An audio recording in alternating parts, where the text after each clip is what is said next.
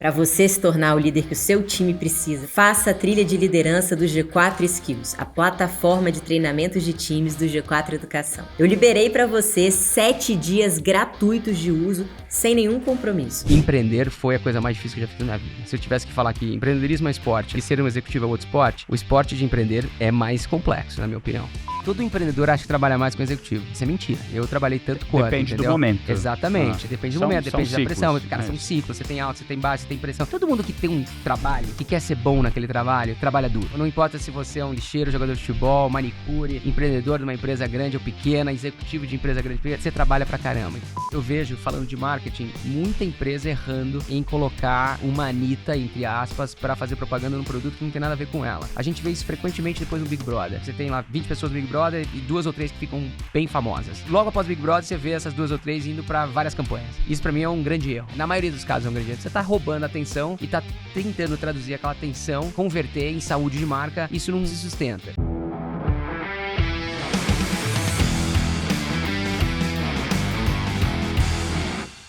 Bom, hoje o nosso convidado é mais do que brother também. Ele que anda com um sorriso no rosto, poderia facilmente ser garoto propaganda da Doutor Company. Poderia, mas olha só, faz alguns anos que a gente chamou ele pra participar, alguns meses. É um cara com a agenda muito turbulenta, né, Só irmão? que ele só acertou alguns dias atrás, né, senhor? Ricardo Dias. Ricardo Dias, co-founder da... Mentira, vocês acabaram de me convidar, meu. Os caras são mentirosos. Eu aceitei antes de vocês me convidarem. Eu tava batendo na porta aqui. Ele, galera, que pouca gente sabe, mas responsável aí por muitos projetos de inovação no mundo da bebida, né? No mundo da Ambev. Ele foi VP de marketing da Ambev global, né? Também. Também durante um tempo. Mais de 20 anos nessa carreira de marketing e além disso, tá aqui, além disso, é LinkedIn Top Voicer. Aí sim. Nossa, Até hoje eu não sei o que significa isso, mas I'll take it. Irmão, eu vou começar com uma pergunta aqui. Vai lá. Como aturar 20 anos na mesma empresa?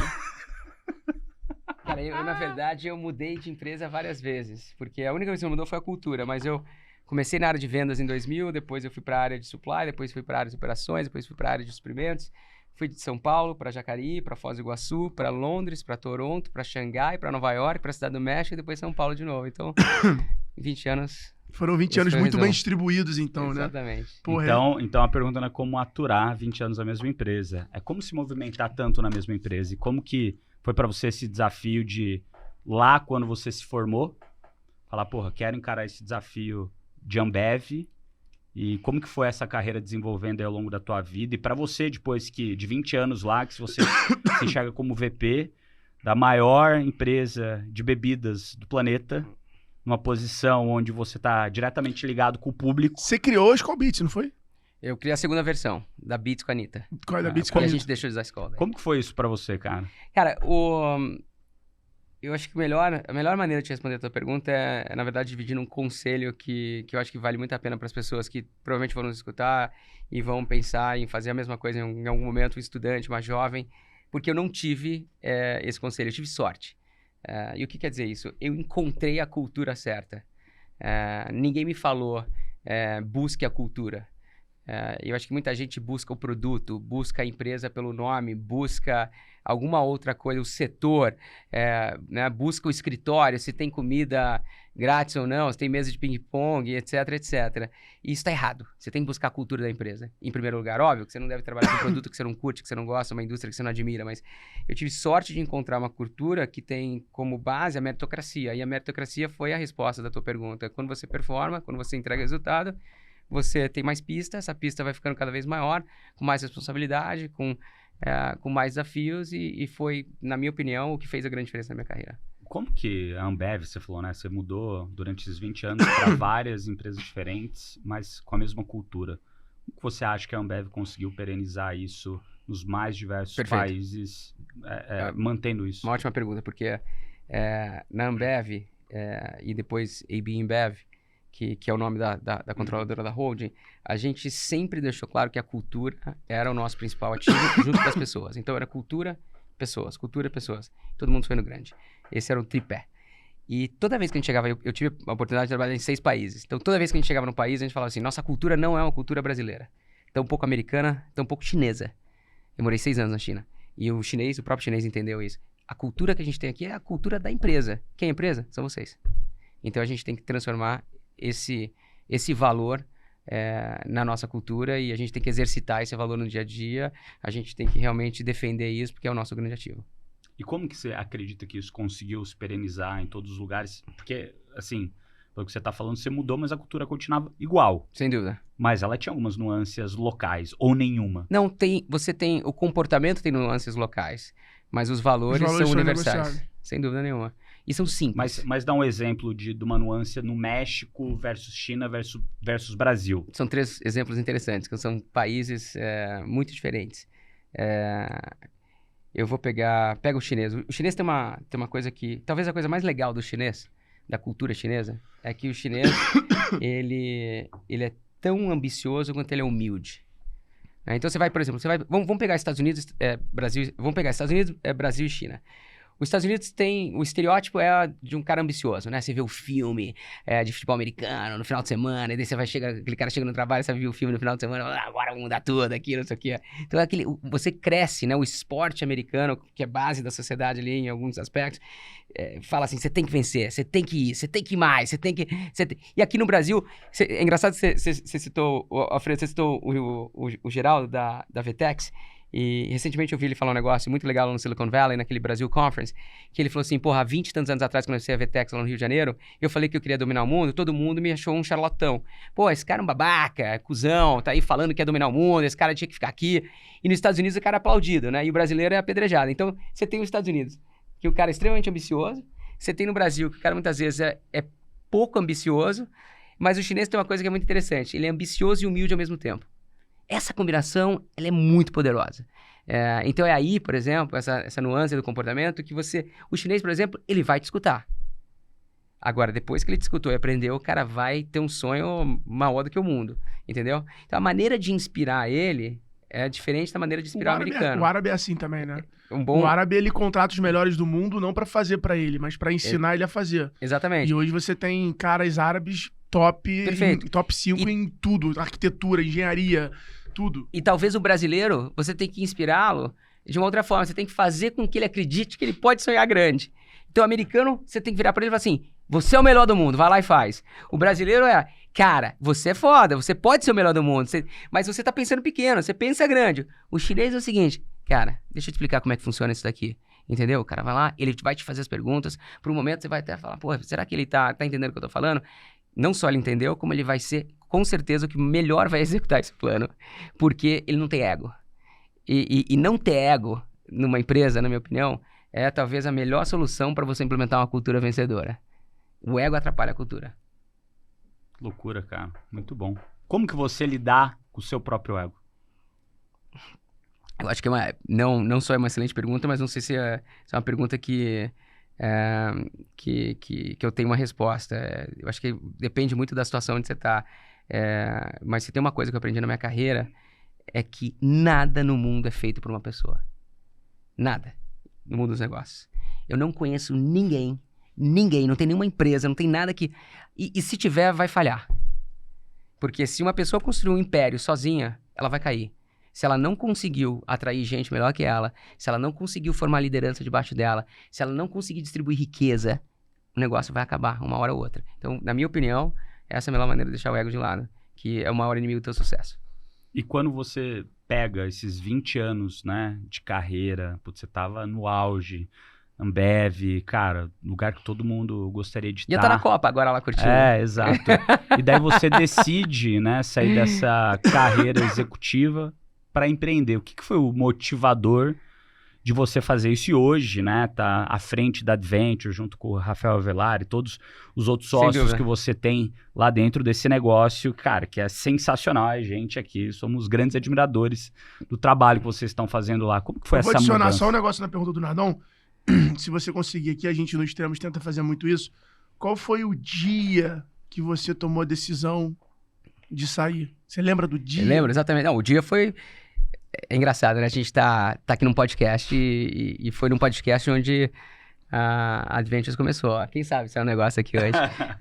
Eu fui gravar um podcast Eu lembro, eu ia falar isso. Com o Rafa. CMO Playbook. Exatamente, ele não tinha dinheiro para fazer a publicidade da própria agência, que ele falou, pô, eu vou verticalizar minha mídia fazendo um podcast, vou chamar umas maiores CMOs do Brasil, e aí quem sabe eu não consigo morder um negocinho ali. E foi assim que a gente se conheceu, foi assim que a gente ficou sócio. A gente ficou... Obviamente, eu tô exagerando falando que a gente ficou sócio naquele dia. A gente espiritualmente ficou sócio naquele dia. A gente teve que trabalhar por 6 meses para traduzir aquela visão que se concretizou num almoço, depois daquele podcast ali, num plano de negócio que foi o nascimento da Adventures. Então começou aqui, nessa mesa. Que entre eu e você, Alfredo, eu acho que eu morei, dos meus 20 de Ambev, eu morei 5 no Brasil e 15 fora. E dos meus 44 anos de vida, eu morei 22 fora e 22 aqui no Brasil. Temos o segundo caso de Benjamin Button. Benjamin Button brasileiro. Quem é o primeiro? O primeiro é o Alê da Vitacom. Pô, eu quero conhecê-lo. Você é o segundo. 44 anos com um cara de 17 anos. Vai ver porque ela é Vitacom, aí é o segredo, cara. Eu preciso... É incorporadora, real estate, não é House. vitamina? É a House. Eu achei que era empresa de vitamina, pô. Eu queria que eu já... O que você toma, meu? A Vitacom realmente não deve estar ajudando muito nesse aspecto, mas certamente a conta bancária dele é maior que a minha. Mas enfim, talvez é isso. Então, eu acho que no Brasil tem uma coisa que é muito mal explorada, que eu acho que vocês, como G4, estão fazendo muito bem, e eu espero que vocês continuem fazendo isso, que, na minha opinião, é a maior oportunidade que a gente tem nesse país. Que a gente é muito privilegiado no acesso que a gente tem a algumas pessoas aqui no Brasil, e a mentes brilhantes, como a gente tem aqui no Brasil, só que o ego, na minha opinião, atrapalha o desenvolvimento de negócio. Você vai para uma reunião como essa nos Estados Unidos, talvez o cara vai demorar 2 anos para chamar você para ir na casa dele e comer uma pizza. Aqui no Brasil, o cara te chama antes de te conhecer. E aí, ele pode demorar 2 anos para fazer um negócio com você. É o contrário dos Estados Unidos. 15 minutos o cara vai fazer um negócio com você, ele vai esperar você desenvolver esse negócio, ter resultado, ele vai te chamar na tua casa. E aqui no Brasil, eu acho que a gente explora muito mal isso. As pessoas querem sempre ganhar mais. Ao invés de pensar no tamanho da pizza, usando a pizza como analogia, elas pensam no pedaço delas. E aqui no Brasil, eu acho que a gente tem uma grande oportunidade em unir as pessoas e realmente conquistar o mundo. A Ambev é isso. É a história de uma cervejaria brasileira que se uniu com outra, que pensou grande, falou, nós dois juntos aqui somos muito mais fortes. Naquela época, com o objetivo de ser a maior da América Latina. Depois, ela fala assim, não, eu quero ser a maior do mundo. Ela vai lá e se junta com uma outra empresa de fora do Brasil, uma cervejaria belga chamada Interbrew, foi o nascimento da Ambev. Ela fala, agora eu vou... o Marcel Teles, que é um dos fundadores do 3G, que hoje é conhecido como 3G, que na época estava por trás do investimento na Ambev, ele tentou comprar a Budweiser em 1980, tiraram o sarro dele. Ele falou, não, um dia eu volto. Voltou depois de 38 anos, mas comprou, entendeu? Então, eu vejo pessoas como ele, e o Jorge, o Beto, no caso do 3G, como pessoas que deixaram o ego de lado e falaram assim, cara, eu prefiro ter uma fatia menor de algo global do que um negócio grandão aqui no Brasil. E aqui no Brasil, eu realmente acredito que a G4 poderia ser uma empresa global. Você vai ter que, obviamente, se associar a alguém, porque é muito difícil você construir um negócio global sozinho daqui do Brasil. Então, quem sabe você acha um belga que está afim de fazer isso lá, ou já tem uma plataforma global, você troca um pouquinho daqui para lá e faz isso acontecer. Mas posso adicionar uma visão minha em relação a isso, e aí é até legal, assim, que sai um pouco das discussões padrões. Eu acho que o nosso país é tão grande e tão continental que eu acho que falta hoje um grande grupo no Brasil, como tem na Europa, por exemplo. Na Europa você tem grandes grupos de mídia, que são as empresas mais valiosas da Europa. E eu acho que no Brasil a gente tem esse potencial, entendeu? Para criar grandes grupos.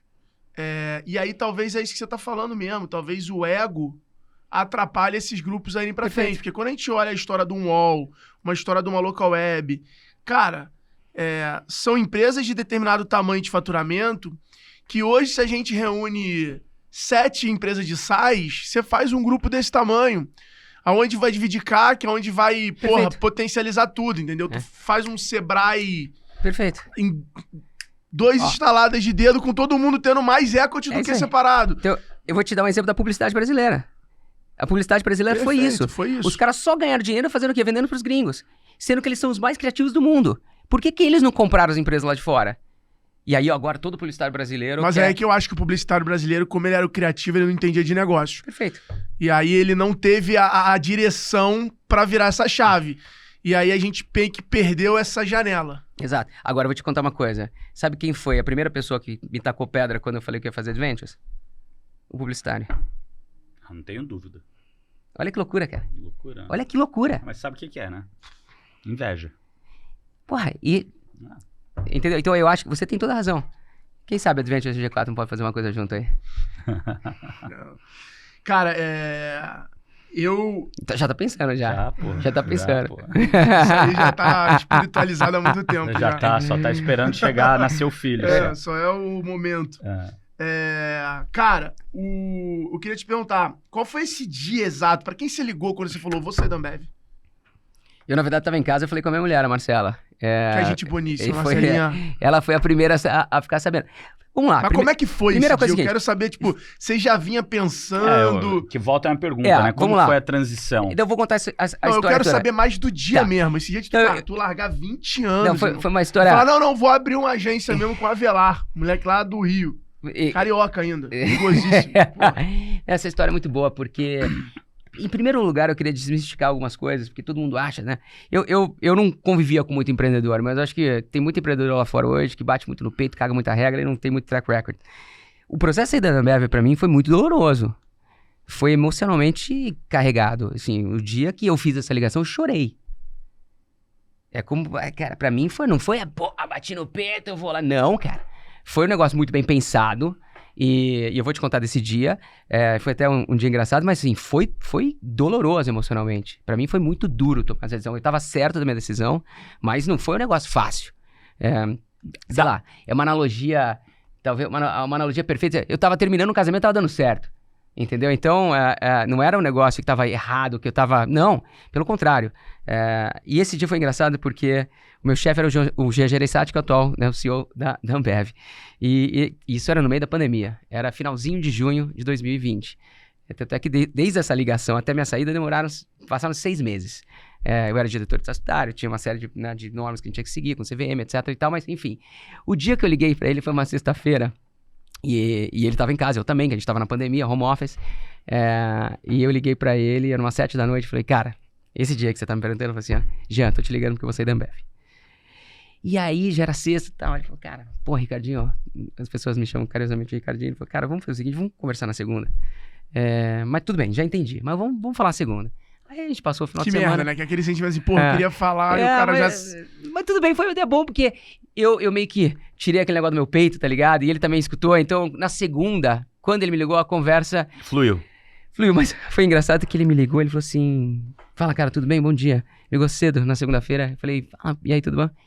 Ele falou, eu tive um pesadelo ou você me ligou mesmo na sexta? Eu tava meio bêbado, eu tô brincando, ele não falou isso, mas eu tava lá em casa e tal, né? Eu nem posso falar isso, o cara vai falar, não, que né, bebe bêbado, vai pegar mal, enfim, eu tava lá, tomando uma cerveja, e eu fiquei na dúvida agora, você me ligou mesmo? Eu falei, liguei. Bom, então vamos conversar. Enfim, esse dia aconteceu e teve uma ligação que, idealmente, eu adoraria que tivesse sido ao vivo, mas a gente não tava no pico da pandemia, a gente não tava se encontrando. Então teve essa ligação. E a verdade é que eu acho que quando você termina um casamento que você honrou e cada lado cumpriu o seu papel, não teve traição, não teve sacanagem, você consegue terminar muito bem. Você terminou no auge. E fui muito bem tratado na saída, como eu também tratei a Ambev muito bem e trato até hoje. Então, tamo junto. Mas foi muito bem feito isso. Foi feito com calma, com maturidade, com conversa, cara, com sucessão, com troca de informações, com plano, entendeu? Então, isso foi muito bem feito. Que é uma outra sugestão que eu dou para quem vai terminar um casamento na PJ, termine bem. Não deixa o negócio ficar ruim para terminar. E como que foi essa transição? Da onde veio a ideia? Putz, quero empreender. Cara, a transição foi... Quando surgiu? Quando veio essa primeira sementinha que começou a crescer dentro de você? Antes de te responder, eu vou te falar uma coisa. Eu não quero que isso aqui soe como soberba de empreendedor, mas certamente empreender foi a coisa mais difícil que eu já fiz na minha vida. Se eu tivesse que comparar, se eu tivesse que falar que empreendedorismo é esporte, né, e ser um executivo é outro esporte, o esporte de empreender é mais complexo, na minha opinião. Não estou falando que é fácil, mas é complexo. Então, o meu respeito por empreendedores e empreendedoras subiu exponencialmente. Eu achei que era um negócio muito mais fácil. E aonde é muito mais difícil? Na cabeça. Psicologicamente é muito mais difícil. Eu, em 20 anos de Ambev, eu nunca fui dormir achando que ia quebrar no dia seguinte. Na Adventure eu já fui dormir achando que ia quebrar várias vezes. Entendeu? Então essa é a grande diferença. Quando você trabalha numa grande empresa, você não vai dormir falando, puta, será que a Ambev vai estar de pé amanhã? Não, na Adventure eu já pensei isso. Será que eu vou ter dinheiro? Será que eu não vou ter dinheiro? Como é que eu aloco esse dinheiro? Como é que você faz a alocação de capital numa grande empresa? Você tem o orçamento, você gasta, cara. Uma pessoa nunca... Ela pensa como dono, como dona, óbvio, mas você sabe que o dinheiro tá lá. Você não pensa que vai faltar. Eu brincava nisso, entendeu? Na Vetex, falava assim, cara, depois eu fazia muita reunião pra M&A, né, que a gente tava fazendo, eu era meio que o case que a galera usava e tal, então eu entrevistava os empreendedores e tal. E aí eu sempre falava assim, cara, a melhor coisa que me aconteceu foi que depois que eu vendi a empresa pra Vetex, eu nunca mais entrei no banco. Agora é só mandar financeira@vetex que tá pago. É isso aí. Perfeito. Não, mas é verdade, pô. Entendeu? É isso aí. E aí, Bruno, respondendo a tua pergunta, o sonho de empreender, na verdade, nasceu quando eu cheguei no Brasil. Porque eu tinha ficado 15 anos fora e eu sempre achei que no Brasil o talento era maior do que ele parecia. Porque eu sempre trabalhei com muitos brasileiros. Cara, dito e feito. Eu voltei pro Brasil, eu conheci cara como vocês. Na verdade, eu conheci vocês dois. Eu conheci você quando eu tava na Ambev. Você lembra? Lembro, eu paguei um puta pau pra você. Eu cheguei no final da tua apresentação lá em Blumenau. Lembro. E eu falei, cara, você é foda, bro. Mas você sabe que a gente se conheceu antes, né? Não lembro. No Verdade. Stream. Pô, nem lembrava disso, tá vendo? Lá na Bahia? Foi na Bahia? Verdade. Mas eu não morava nem no Brasil ainda. Não, você tava no México. No México. Eu era Você CEO da tava no Corona. México, Exatamente. você Olha que irmão da loucura. Corona. Eu lembro que teve um dos... Tu que fez essa pivotada da Corona cerveja de praia? Não, começou antes. Eu lembro que você tava falando de Começou antes. game, que você estava patrocinando galera no A gente fez outro, já te Twitch. Exato. Cara, eu lembro que você tava contando esse papo em um daqueles encontros que teve lá no stream. Exatamente, perfeito. Eu te encontrei lá, foi na época que a gente tava, acho que... Não tinha começado ainda o G4. Eu tava na RAP ainda. Exato, Eu tava na exatamente isso. RAP ainda, foi quando a gente se encontrou. E aí eu comecei a conhecer pessoas como você, eu conheci o Alfredo. Cara, é que talvez vocês não trabalharam fora do Brasil, não tiveram tanta experiência fora do Brasil. Mas a gente aqui, junto com um monte de gente que tá aqui nessa sala e tá nos escutando, que tá aqui estudando aqui no G4 e tá consumindo conteúdo de vocês, a gente poderia jogar no palco mundial. É que a gente não joga... É engraçado que você falou o negócio do Brasil. O Brasil é muito grande. O Brasil é muito grande. Muita gente se sente confortável aqui. É igual... Eu trabalhei muitos anos com música eletrônica, eu cuidava de patrocínios globais. Qual a diferença? Por que tem tanto DJ holandês no top 10 do mundo? Porque o cara já nasce falando inglês. Então o cara já faz conteúdo em inglês, ele faz música, né? Música É igual em inglês. Israel. Exatamente. Argentina. O feed do cara, o Instagram do cara, né? Ele nunca escreveu... O Tiesto, ele nunca escreveu em holandês. O primeiro post no Instagram do Tiesto foi... Em inglês, porque o cara mora em Diadema, então ele falou, preciso falar com o mundo, vou escrever em inglês. Aqui no Brasil a gente fica muitas vezes mais confortável, porque tem um país gigante, eu não preciso ir para fora, então essa é a grande diferença, talvez por isso que os holandeses saíram, fundaram, descobriram Nova York, etc. E aí, voltando, eu esqueci até que a gente tava falando. De como você fez a transição. Aí eu venho pro Brasil. À vontade, né? Cara, eu falei assim, puta que pariu. Se tem um lugar no mundo pra começar um negócio, o lugar é o Brasil. Por quê? Porque é grande, tem um monte de oportunidade, tem gente boa. Cara, de novo, qual o maior ativo do negócio? Gente. Pô, eu conheço muito de cultura. E tinha uma ideia que eu era apaixonado, que eu via acontecendo nos Estados Unidos. No futuro, as pessoas vão comprar de pessoas. Porque antigamente, quem fazia esse papel era a mídia tradicional, que era um canhão que se apontava pra lá e era uma bomba atômica. Não, com repetição. Perfeito. Que eram os mesmos anunciantes o tempo inteiro no mesmo grupo de mídia. Então, você Perfeito. estava na Rádio Globo, Jornal Perfeito. Globo, era você. Tanto é, Alfredo. A opinião era formada por isso. O médico mais pica era o cara que era no Jô. Perfeito. E olha só que interessante o que você tá falando. Você tem tanta razão que eu vou mostrar pra você como matematicamente isso faz sentido. Na década de 80, 90, até 2007, 2008, em qualquer país do mundo que você chegasse e você quisesse saber a participação de mercado, market share, de qualquer categoria de CPG, sabe o que você fazia? Você media share voice. Olhava quanto o cara investia na TV. Era isso, cara. E share voice é uma medição de participação na mídia de TV. Cara, o sabonete X, pum, a cerveja Y, pum. Olha que loucura. Ou seja, o produto era relevante. Óbvio que todas essas categorias são commodities, mas, cara, é uma loucura o que você tá falando. Então, o mundo começou a mudar quando a pessoa começou a ter um canal na mão. Uma Anitta, um Gustavo Lima, uma Ludmilla, né, e tantos outros, eles falam... Tanto é que a gente já vê esse movimento acontecendo nos Estados Unidos. Agora, cara, a gente tá falando aqui, ó, a gente... Tá? Em dezembro de 2022. Tem um cara chamado Mr. Beast, que ele tem, cara, só no canal americano, no principal, mais de 100 milhões de assinantes, mais 50, 80, 100. Não, Cazé, pô. Entendeu? O Cazé. Casimiro. E o cara, ele já falou, ele vai pegar toda a categoria que for uma commodity, ele vai verticalizar aquela categoria através da atenção que ele tem, que é a moeda da comunicação, e ele vai lançar um produto em cima. Entendeu? Então, o Brasil Adventures, que é Advertising Ventures, né, que são negócios nas costas da atenção, da propaganda, ela nasceu com esse propósito, para criar marca para quem tem atenção. E o Brasil é o lugar perfeito para você fazer isso. É melhor até que os Estados Unidos. Por quê? Porque a gente consome isso aqui com muito mais voracidade que o Não, o americano. Brasil é o mal do mundo, né? Em tudo. Passou. Entendeu? Então, Influenciador digital passou a China. É só você ver as marcas também que surgiram a partir daqui, a partir de influenciador, né? perfeito. Uma Desinchar, Perfeito. Não, já tem vários cases. É uma porque, Super Coffee. não rompeu a bolha. Ainda são cases Cara, que as como pessoas... não rompeu a Não, bolha, não, cara? calma. Super Coffee não rompeu a bolha. Calma, você irmão. tá de É o que eu tô te sacanagem. falando. O Bruninho não. A história do Bruninho não. História do moleque de 25 não, anos, de isso não. Salvador, que começou a empresa com 10 mil reais de Tem que cheque trazer ele especial. aqui, inclusive. Que 5 mil reais... Esse é um bom programa aí também. Entendeu? Porra, quem conhece a história dele? Eu sou um evangelista até da história dele. Toda aula, toda palestra, etc e tal, sou embaixador da Super Coffee. Então, assim, mas você vê que não fura bolha. Dá pra rolar aí um cupom de desconto aí? Não, depois? arrasta pra cima e tal. Pá, tudo pum, bem. vai. Não, Alfredo 20 Foi aluno desconto nosso. aí. Foi aluno falou, nosso. Aí, ó. quando faturava 8 milhões. Então bota lá no site agora, Vai Alfredo fazer 20, mais de 200 milhões Super esse ano. Coffee 20%, qual que é pedido? Monstro. Desinchar a mesma coisa. Então, tipo assim, eu acho que tem aí eu acho que eles estão conseguindo fazer de uma forma democratizando mais esse lance. O próprio Robson Galvão, que tá fazendo agora com o Caíto uma imersão lá de marca própria e tal, então meio que também tentando reverberar esse mercado, vamos dizer assim. Perfeito. Assim, acho que o mercado tá movendo pra ele. A gente podia, na verdade, fazer até um produto, uma imersão com ele, com o Rafa e a Adventures Pronto, já nasceu já. pra isso. Vamos Vambora. falar depois aqui. Vambora. Tá aí, Vamos ó. fazer? Falar. Fechado. Aí, ó. Já o primeiro negócio. Fazendo o a mesmo gente é modelo do G4. Fábio do Ah, isso Bazar. daí. Já tá fechado. Pero já. avisa o time lá já pra descer, pra assinar contrato Heitor, e já tal. chama o pode Heitor imprimir lá. tudo. Ó, Chama e, ó, outra ideia, a G4 poderia também se tornar esse veículo de alocação de capital, e os negócios são criados aqui, e você vai trocar, talvez, fazer um sweat equity aí, que você vai trocar isso. Já pensamos tem? desde o Aí, primeiro pronto, ano. aí, ó, fica a dica aí. O próximo, Já pensamos desde o próximo do- Super Coffee vai nascer aqui dentro. Desde o primeiro mês, mas por motivos que a gente pode falar depois, não queremos seguir nesse caminho. Legal. Cara, eu sigo pra vocês, não tem problema. Ótimo. Isso faz sentido. Aí faz sentido. Aí faz sentido.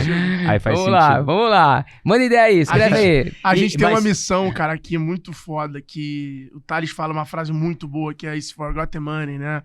Que a gente fala É o dinheiro hoje esquecido. com um cara do Brasil, cara, que fatura de 20 a 150 milhões, óbvio que tem 20 a menos 500 e mais, milhões, né? mas esse cara de 20 a 150 ali, que é o grande grosso, o cara vem de Manaus, Belém, e o cara, ele vem ele vem de uma jornada solitária, ele vem de uma mudança de realidade durante a vida dele inteira. Então ele vem do cara que era muito pobre, virou classe média alta, virou rico, tá milionário. Então o cara que, ele na verdade, qualquer passo que ele dá na vida, ele fica mais sozinho. Perfeito.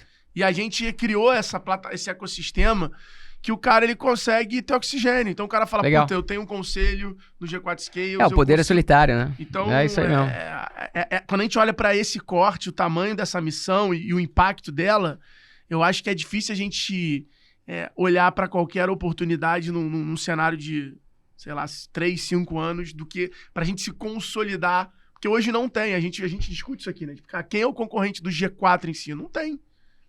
Não tem como falar que é o MBA, não tem como falar que é uma faculdade, não tem como falar pelo... E não é por ego, tá? E Sim, não é sim. por ego, é por uma não é por questão ego. de... Todo mundo pergunta, mas quem que é teu competidor? A gente fala, cara, é igual que a gente faz. Não tem. Não tem. Não tem, mas é porque tem vocês alguém que faz essa não... parte, tem alguém Sim. que faz aquela parte, mas com o ecossistema nosso... E aí a galera fala, não, é porque vocês, né? Não dá pra vender vocês. Não, a mentoria que mais fatura não é a nossa. O É a programa de Traction. formação, né? O programa de formação presencial que mais fatura não é mais o nosso, é a É. Traction. Então a gente já criou. Os NPS dos melhores mentores também não são mais os nossos. Então Amém. nós não somos mais os melhores mentores. Boa. Aí, ó. Conseguimos trazer Segredo de mentores sucesso aí, melhores. conseguiu atrair gente melhor que Exato. você. Então, assim, eu acho que tem uma trilha aí bem complexa nos próximos Bom, anos. parabéns. Mas daí, cara, você começou a formatar essa ideia e daí, putz, faltava o quê? Faltava Então, a e quando- pessoa pra... E quando eu pra encontrei sócio. com o Rafa, ele foi um grande elemento pra me dar coragem, pra melhorar minha visão, pra contar um pouco da experiência dele como empreendedor e falando, cara, tem um caminho aqui. Eu não conhecia o caminho do empreendedorismo. Mas você tava de saco cheio da Ambev ou não? Não, eu tava... Obviamente tinha algumas coisas que eu já não curtia mais e Que tinha que ser feito. parte dessas coisas foi uma das razões que eu queria sair. Por exemplo, muita gente fala, mas o que era isso? Eu não tinha muito tempo para conhecer pessoas fora daquele Daquele ambiente. daquela meia vertical. Uhum. Eu não tinha... Eu sou um cara muito inquieto. Certamente E nos anos 90, quando eu tava na escola, 80 e 90, teriam me dado um remedinho. Na época não existia. Foi bom. Que bom que não deram, né? Aí me expulsaram. Mas dito isso, isso era uma coisa que faltava no meu dia a dia. E olha que eu era um cara acima da média em termos de relacionamento. Todo mundo, você pergunta pra uma pessoa que trabalha na Ambev... Não, você claramente... As pessoas sempre... Não, claramente. Eu fui pra Blumenau lá, a gente teve um papo super bacana com toda a diretoria aqui do Brasil, né? Os VPs e tal, os presidentes aqui do lugar. E daí você via todo mundo e o Ricardinho era tipo... Cara, se você, claramente, não que os outros não se destacavam. Sim, cada um tinha se várias destacava fraquezas. Essa era uma das minhas fortalezas, cada um exato. se destacava de um jeito, mas, cara, o sorrisão, a inquietude, isso aí. ele indo pra lá, pra cá do caralho, bicho. Vai atraindo, vai... Então, cara, o que o Ricardinho tá usando? Me dá a bebida aí que ele tomou. É o energético novo aí isso da aí, Ambev, é o Fusion. Quero um desse também pra mim, pô. Que loucura é essa? É isso aí. Cara? Então, isso Pô, faltava... mas a galera lá, sensacional. Cara. Uma outra coisa, por exemplo, que aí uma coisa pessoal minha, não é um problema da empresa, mas, cara, essa carga administrativa de você ficar olhando pra trás me drena, né? Esse sistema de desempenho gerencial, esse processo que todo mês você tem que olhar pra trás, você tem que analisar o PDCA, o Ishikawa, as 5 questions, isso me drenava, entendeu? Eu passava grande parte do meu tempo olhando pra trás, é como se você estivesse dirigindo um carro olhando no retrovisor. É difícil isso. Eu gosto de olhar pra frente. Eu gosto muitas vezes de sair do carro. Eu gosto de ir de lá. Então, de novo, o problema não era o lugar, e sim a minha inquietude que tava... E também eu tava num momento de vida onde, pô, já tinha construído uma carreira sólida, tinha tido minha parcela de sucesso, 20 anos de experiência nas costas, né? 42 anos de idade na época. Eu falei, cara, se tem uma hora... É muito bonito você falar, não, porque o Walt Disney criou a Disney com 60, o Ford foi criado... É legal, mas você só celebra os caras que deram certo, né? Que foi 0,5% ou 0,1%, né? Não. E os 99 que se fuderam. Então, assim, eu tenho certeza que quanto mais cedo eu começasse, melhor. Eu vou ter mais tempo pra começar. E hoje eu olho pra trás e tem uma coisa que eu acertei na minha saída, em termos de saída da Ambev, foi meu timing. Porque a gente pegou... Eu comecei um negócio no meio da pandemia, quando o mundo tava meio ainda, não sabia... Tive a sorte de pegar um momento ainda que tinha um pouquinho de capital no mercado. A história mudou agora, mas conseguimos tirar o negócio do chão em pouco tempo. E em 2 anos a gente conseguiu crescer esse negócio, escalar e estamos agora tracionando. Essa foi uma coisa que foi muito acertada. Só antes da gente entrar no próximo passo. Claro. Cara, ainda sobre Ambev, tua época lá. Você tem família, você tem uma esposa, você tem filhos? 2 meninas, uma de 11 e uma de 9. 11 e 9, sendo que 14 anos você ficou fora. Então, elas nasceram no meio das suas uma viagens. na China e uma nos Estados Unidos. Como é que foi pra você... Tem uma guerra fria em casa agora. Como é que foi pra você levar essa vida de trabalho duro, né? Porque a gente sabe que na Ambev também sem dúvida. Long bastante, hours, bastante trabalho, junto com a esposa, junto com a família. Bruno... E agora, né? E agora nesse novo momento? Deixa eu só fazer um ponto aí, porque eu tô numa missão também de desmistificar algumas coisas, né? Todo empreendedor acha que trabalha mais com executivo. Isso é mentira. Não é verdade. Eu trabalhei tanto quanto, depende entendeu? do momento. Exatamente. Depende do momento, depende da pressão. Cara, são isso. ciclos. Você tem alto, você tem baixo, você tem pressão. Todo mundo que tem um trabalho, que quer ser bom naquele trabalho, trabalha duro. Entendeu? Não importa se você é um lixeiro, jogador de futebol, manicure, empreendedor de uma empresa grande ou pequena, executivo de empresa grande ou pequena, você trabalha pra caramba. Então, eu sempre trabalhei muito, você tem razão. Óbvio que no meu caso, eu tinha alguém do meu lado que também decidiu abrir mão da carreira, que ela também tinha uma carreira pra me acompanhar. Então, cara, isso é muito duro, é muito difícil. Então, eu acho que todo mundo tem que também olhar pro outro lado, né? O casamento de sucesso, eu não sou um guru, mas eu tenho um bom track record aí, que eu tô há 22 anos junto com ela, mas... Ó, eu tenho uma pergunta aqui, mudando de assunto. Vamos falar, já que a gente tá falando de casamento, assunto super sério e tal, vamos falar da Anitta. Começamos a falar de casamento. A gente tá falando de relacionamento e tal, vamos falar da Anitta. Não, belíssimo exemplo. Exato, vamos falar da Anitta. Cara, conta essa história da Skol Beats, da Beats Anitta, porra, Anitta. Conta como é que foi trabalhar com ela. Foi incrível. A Anitta tem uma cabeça empreendedora que, na minha opinião, faz a diferença na carreira dela, além do talento. E que se outros artistas brasileiros não podemos esperar uma Anitta e Adventures, não? Alguma coisa? Pô, um dia, quem sabe. Mas no curto prazo, não. Eu acho que ela tem muito projeto que ela precisa tirar do papel, que tá queimando ali dentro dela, e ela tá fazendo de forma brilhante, que é a carreira internacional dela. Então, eu acho que depois disso, talvez. Depois que ela se consolidar como uma grande... Já é uma grande artista global. Os números já... ela conseguiu, né? Mas eu acho que tem muito mais pra vir por aí. Mas o que fez a diferença não foi a audiência da Anitta. O que fez a diferença não foi a personalidade da Anitta. O que fez a diferença na minha cabeça no case de sucesso que a gente, lá atrás, na Ambev, a gente fez foram 2 coisas. Em primeiro lugar, o mindset dela. Ela pensa como empreendedora. Ela é uma artista, ela canta, sim, mas ela pensa na marca dela, ela pensa no negócio dela, ela pensa na carreira dela. E eu sei que parece um exagero, mas pouquíssimos artistas brasileiros têm essa visão que ela tem. E a segunda coisa que ela tem, que na minha opinião é uma outra grande vantagem competitiva que ela tem, principalmente aqui no Brasil, é o management. É as pessoas que ela tem em volta dela. Na época, o Pedro, a Amanda e a Marina faziam toda a diferença. Poucos artistas brasileiros se cercam de gente boa. Geralmente se cercam de gente que eles confiam, mas que não necessariamente são competentes. Eu brinco que recentemente estava falando com um grande amigo que é um grande artista brasileiro e eu perguntei para ele, fulano, ele comprou um avião e eu falei, pô, legal esse avião aqui, o cara pagou $70 milhões no avião, sei lá quanto, mas eu falei, você botou teu vizinho pra pilotar? Como assim, cara? Botou um avião, vou botar meu vizinho? Pô, mas você bota teu vizinho pra ser o teu manager e na hora de contratar um piloto você coloca um cara que sabe voar? Essa é a analogia. A maioria dos artistas brasileiros, na hora de colocar o piloto da carreira, coloca o vizinho, o melhor amigo, o primo, o pai, a mãe, o sobrinho, que não necessariamente são pessoas, não são ruins, mas não são competentes. Eu perguntei para esse mesmo amigo, vem cá, se você cair aqui na escadinha do avião e quebrar o joelho, precisar ser operado, você vai pedir pro teu primo ou você vai pedir para um médico no melhor hospital de São Paulo? Não, vou no médico.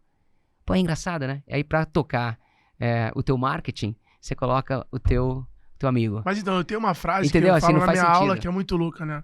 E aí a gente pode entrar nesse assunto agora, marketing, que eu acho que é o teu grande... né? E eu acho que a gente pode usar esse podcast para desmistificar que marketing é post em rede social, logomarca, papelaria fina e anúncio em revista de sindicato.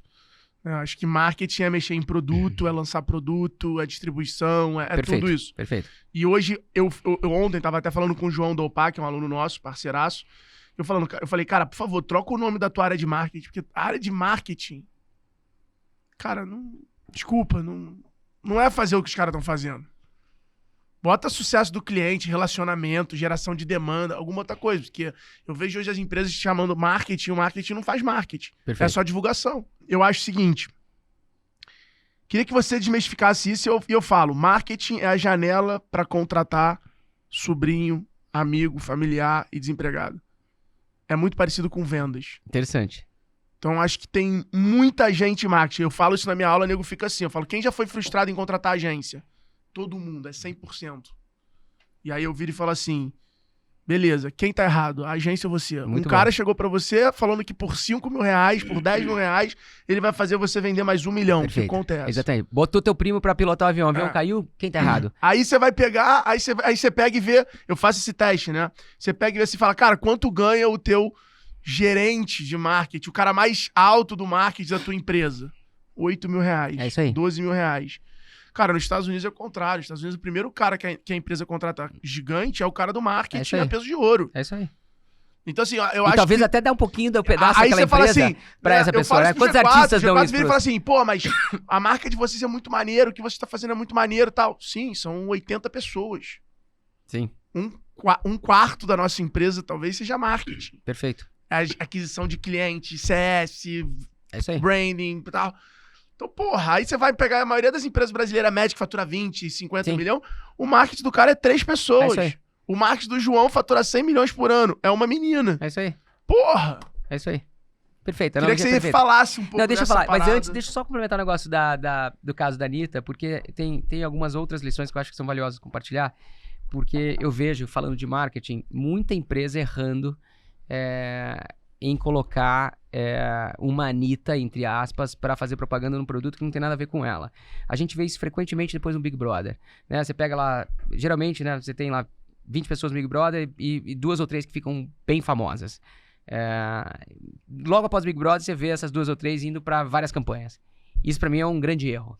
Na maioria dos casos é um grande erro. Você tá roubando a atenção e tá tentando traduzir aquela atenção em converter em saúde de marca. Isso não se sustenta, né? Pô, você pega lá o Gil do Vigor, ele saiu, ele fez banco. Qual banco que ele fez? Tem muita gente que não vai saber. Itaú, Santander, Bradesco, sei lá. Um desses. Entendeu? Você pega a Juliette, ela saiu dali, ela foi fazer o quê? Então, eu acho que isso Diferentemente, eu tô usando o exemplo de Anitta, porque a Anitta tinha um valor que estava intimamente ligado ao valor do nosso produto. Isso era muito real. Então, isso te traz credibilidade. O marketing é feito de credibilidade. O marketing é feito de várias coisas, mas a tua relação com o produto... De verdade. Você precisa de verdade, você precisa de emoção, obviamente, mas a verdade essa autoridade é o que faz você voltar para aquele produto. Então, ali também tem um outro case que, na minha opinião, vale ressaltar aqui, porque muitas vezes as pessoas vão lá para tentar roubar somente a atenção daquela pessoa e gastam uma puta grana ali, e isso não converte em vendas. Porque marketing, no final do dia, é sobre vender. Se você não está vendendo... O marketing é vendas, Exatamente. Tanto é que nos Estados Unidos... O significado é isso, é criar um produto, distribuir... mais sobre vendas. Eu passei 80% do meu tempo na cadeira de marketing nos Estados Unidos estudando vendas e não marketing. Porque marketing, muita gente... É um outro curso, inclusive, nos Estados Unidos, que quando a gente fala de marketing, que é o curso de publicidade. Que é advertising. Advertising, Então, bom, ads, né? Exatamente, Anúncio. Exatamente. Você vai fazer comunicação bom, então, você tem toda a razão. É engraçado, mas todo mundo acha que sabe marketing. E, de novo, não. Como você talvez não sabe pilotar um avião, eu não sei certamente. Então, você precisa... Primeira coisa é colocar uma pessoa ali. Reconhecer que aquela pessoa é a melhor pessoa que você pode ter, porque o valor que ela pode gerar para o teu negócio, principalmente em negócios de marcas nativas digitais, negócios que nascem na internet, negócios pequenos, que o investimento de marketing vai fazer muita diferença no reconhecimento, no awareness do seu produto, no funil, etc. Cara, você tem toda a razão. É uma belíssima... Eu vou repetir daqui para frente essa tua analogia, porque eu acredito que aqui no Brasil ela vai fazer uma diferença fodida para muita gente. Pode anotar meu Pix aí, pode bota repetir. Bota aí. À vontade. Cara, eu acho que a gente tá chegando a 1 hora mais ou menos de podcast e não tem como a gente não passar por esse assunto. Que raios é essa tal de DNVB? O que significa esse termo? O que é isso? Bom, o termo, né, em inglês, que são essas Digital Native Vertical Brands, são essas marcas nativas digitais que o vertical significa que você vende direto ao consumidor, você elimina o intermediário, né? Então, nada mais é do que vender pela internet. Então, você cria lá um copo, e você só vende no e-commerce e você vende direto B2C. Então, isso é a definição de DNVB. Mas, o que acontece? Muita gente confunde a DNVB com o que ela deveria ser no futuro. DNVB, na minha opinião, é uma método... Óbvio que, de uma forma pragmática, a DNVB iris what it is. É a marca nativa digital que vende direto para o consumidor via internet. Só que DNVB, na minha opinião, é muito mais a maneira de você nascer. Perfeito. A DNVB pode ir para o físico? Óbvio que ela deve ir para o físico. Ainda mais no Brasil. Ainda mais no Brasil. Sucesso 70% Exatamente. Tem ido pro Entendeu? físico. Então, o que Que é alavanca o digital. Exato, é uma filosofia. Você vai fazer com pouco recurso, você vai lançar ela com craft que vai ser mais atraente, talvez, que as marcas atuais, que estão lá no proposta mercado. de valor. Você vai, exatamente. Então, muito mais um conceito de você nascer na internet, da forma que a internet cria coisas, e aí, como é que você traduz a parte do vertical, aí, né?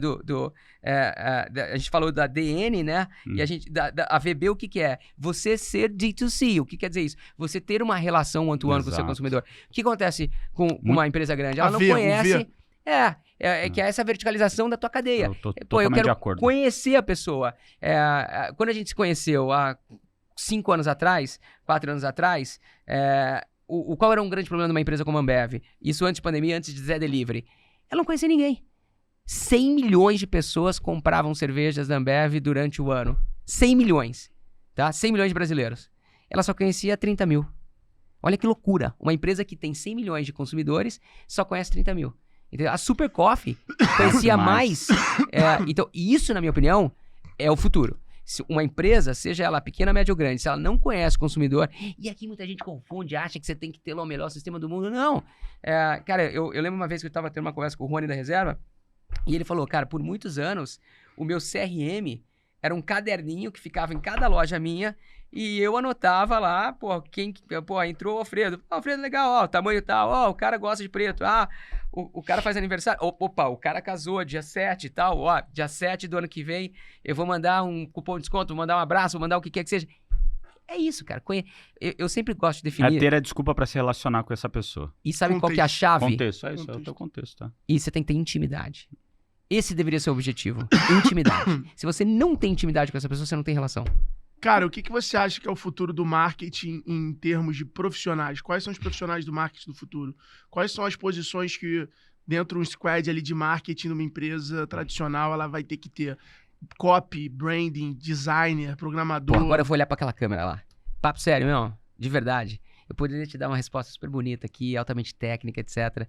Na atual conjuntura, alguém que queira trabalhar duro, com foco, porra, com, sabe, com sangue e suor, alguém que vista a camisa, alguém que pense no negócio, que sonhe grande, que tá a fim de fazer acontecer. Na minha opinião, o maior desafio da nova geração que tá vindo aí é ter resistência, resiliência, o famoso grit em inglês, porque, cara, eu vou me adiantar aqui. Essa galera vai se ferrar.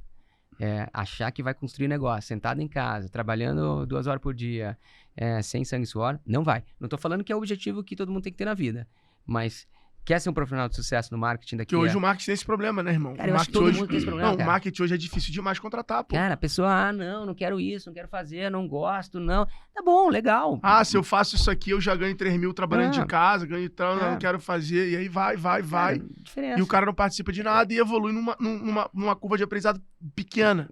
Eu acho que a gente vai se ajustar, como o mundo tá sempre se ajustando. Eu acho que o que a gente viveu agora nos últimos 2 anos mudou o comportamento de muita gente, mas não quer dizer que agora é o comportamento que fica. Entendeu? Vai ter outras coisas que vão acontecer. A gente tá aí, talvez, entrando numa recessão lá nos Estados Unidos, isso vai dar uma reajustada no mercado lá, entendeu? As pessoas... É supply and demand, cara. Assim, eu quero trabalhar de casa. Tá bom, a hora que você não tiver emprego, você vai pra rua. Você tem que comer. Entendeu? A fome é um grande item pra motivar uma pessoa a trabalhar. O boleto mais. pra pagar aqui, É isso né? aí, cara. Aqui Então eu fala de o boleto pra verdade, pagar. então por que eu tô te respondendo dessa forma? Porque a grande vantagem do marketing é que o marketing muda tão rápido. Diferentemente, talvez, de finanças.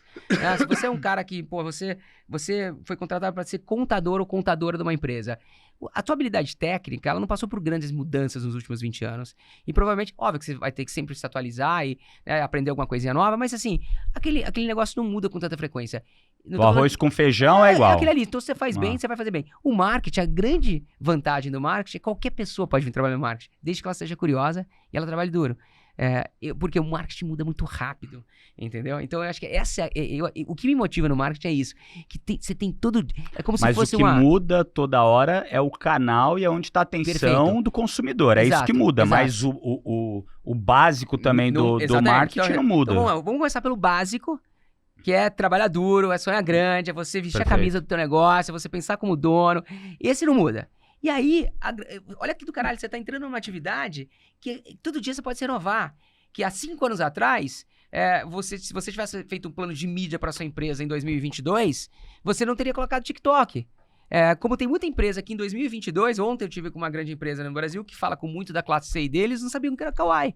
Perfeito. Que fala com 26 milhões de brasileiros diariamente, que consomem 71 minutos do app por dia e que tem 46 milhões de downloads só no nosso país. O cara não sabia o que era. Eu não sei o que é. Então, ô, louco, como que você não sabe o que é, cara? Kawaii? É o TikTok da classe C&D. Classe C&D, cara. Não e tô aqui, sabendo. Só vai no Android. Esquece. Chegou no Brasil antes que o TikTok. Então, e é gigante. É uma empresa chinesa, foi a grande precursora de vídeos curtos na China.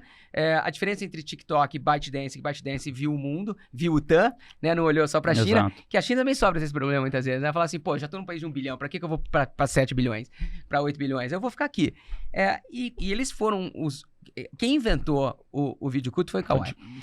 E aí, hoje você tem aqui no Brasil, cara, no Brasil hoje, tem 26 milhões de pessoas que usam esse app diariamente e consomem, em média, 71 minutos de Você não vai conteúdo conseguir baixar por dia. Agora, olha só que interessante. O conteúdo número 1 do Kawaii é uma novela de 2 minutos. Então, eles criaram novelinhas de 2 minutos. Que tesão. Você põe 2 minutos e assiste uma novela. Entendeu? Isso é muito legal. Mas olha que loucura. Pô, o Alfredo, que é um cara ligado no 220, um cara que fala com 300 pessoas por dia, um cara que conhece tudo e todos, o cara não conhecia o que era Kawaii. Ou seja, então, a sorte é que você vende pra classe A e B, senão você ia estar... Se ele vendesse pra classe C e D, ele saberia. Ou deveria saber, né? Não, o problema é quando você não sabe. Não sabe, Entendeu? E essa é a vantagem do marketing. Você não precisa ser um gênio pra saber sobre isso. entendeu? Não, mas... Você tem que ser curioso. Você tem que estar querendo, sabe? Ao mesmo tempo, o básico de, putz, entender quem que é o teu cliente, É isso. onde ele tá, E aí, como ele é que tá você vindo entende pro teu seu cliente? negócio. Você tem que ir pra rua, Tem que ir cara. pra rua, Você tem que conversar com o barriga no cliente. balcão. Você Tem que olhar onde tá o foco do cliente. Você tem que olhar, mais importante, onde tá É a assim dor que do escreve? cliente. KWAI. Não, KWAI. KWAI. Entendeu? Então, assim, cara, você tem que... KWAI. Então, você tem... E aonde você conhece a dor do seu cliente? Lá na ponta, na rua, na onde ele tá, entendeu? Pô, você nunca vai saber. Sentado na tua casa, no teu sofá, no teu escritório, você não vai saber isso. Então, cara, isso vai voltar também. E já tá voltando, obviamente. É que tem muita gente... É que o share of voice de uma galera aqui é muito maior do que a realidade. A realidade é a seguinte, tá todo mundo já de volta trabalhando, tá todo mundo fazendo coisa, tá todo mundo na rua, e quem não tiver vai ficar pra trás. É isso aí. Tem exceções? Óbvio que tem exceção. Óbvio que tem exceção. E que bom que tem exceção. Porque eu também acho que o trabalho híbrido é muito mais saudável. O que não dá é pra ser 880, cara. Entendeu? Entendeu? Eu adoro também quando eu posso e eu preciso fazer uma reunião via call. Pô, eu acho que muitas viagens podem ser evitadas. Muitas famílias podem ter uma vida muito melhor, passando mais tempo junto com tecnologia. Então tudo isso é muito bom. Isso vai ficar, o bom vai ficar. Mas vai ter uma seleção natural, darwiniana, que vai acontecer no mundo dos negócios todo dia, daqui até o fim do mundo. É isso aí. Tamo alinhadaço. Porrada. Cara, estamos indo aqui pro final. Eu gostaria que você, Alfredo, puxasse o nosso bate-bola final. É ping-pong assim agora, não? Quase ping-pong. Então vamos lá. Se você tivesse um superpoder pra resolver um problema da humanidade, qual problema você resolveria? A tristeza.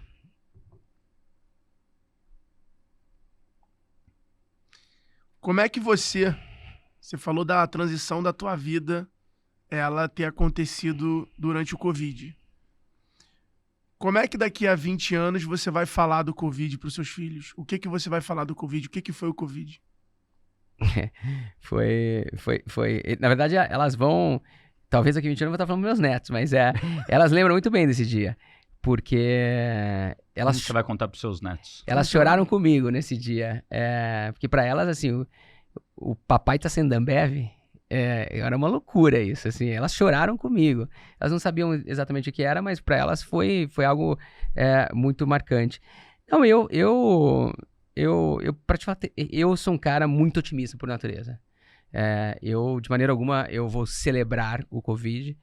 Foi algo que aconteceu, como aconteceram guerras que a gente não estava aqui, Primeira Guerra Mundial, Segunda Guerra Mundial, Guerra do Vietnã, e o Covid, na minha opinião, foi uma guerra, né? No final do dia, muita gente morreu e a gente errou e aprendeu e talvez a gente, até eu tiver netos, vão ter outras epidemias. Talvez o Covid era o alienígena, né? A guerra do alienígena que a gente vê em filme deve ser, foi o Covid. Exatamente, então eu tendo, eu espero, para te falar bem a verdade, tá falando muito mais de futuro do que de passado com os meus netos. Como você gostaria de ser lembrado? Eu não quero ser enterrado, eu quero ser cremado, mas se tivesse uma tumba, eu gostaria que tivesse escrito que eu fui um cara legal. Boa. É isso, alguma mensagem final para essa audiência maravilhosa? Eu, em primeiro lugar, agradeço o convite, sou fã de vocês. Eu acho que o que vocês estão fazendo... Vocês talvez vão ter alguma coisa para perguntar para os netos de vocês que eu não vou ter. Que vocês mudaram a vida de muita gente. E eu acho que eu tô trazendo muita coisa boa para a vida das pessoas. Eu tô tentando deixá-las mais cheirosas, mais gostosas, mais bonitas e mais confiantes e mais felizes. Mas vocês estão mudando, na minha opinião, a principal veia... para um país ser melhor, que a educação. Então, parabéns. Bom, então é isso, galera. Não esqueçam de deixar seus comentários aqui. Seguir lá, qual é o teu Instagram? Eu não tenho Instagram, cara, só tenho LinkedIn. Qual é o teu LinkedIn? Garoto Por isso que ele é top voicer do Rei LinkedIn. Ricardo. Eu sou... Rei H-E-Y Ricardo. Rei. Como Rei Jude, mas é Ricardo. Cara, marqueteiro em tudo. No Brasil Bom, ficou rei. Sigam lá ao meu lado, Bruno.Nardon. @Alfredo Soares, não esquece de seguir também o @Extremos, não esquece de seguir o @G4 Educação, deixar seus comentários e principalmente divulgar, mandar o podcast para as pessoas que você acredita que a gente pode ajudar e que vão tirar insights e proveitos desse podcast, desse bate-papo incrível. Tamo junto! Até o próximo episódio, bora vender e valeu!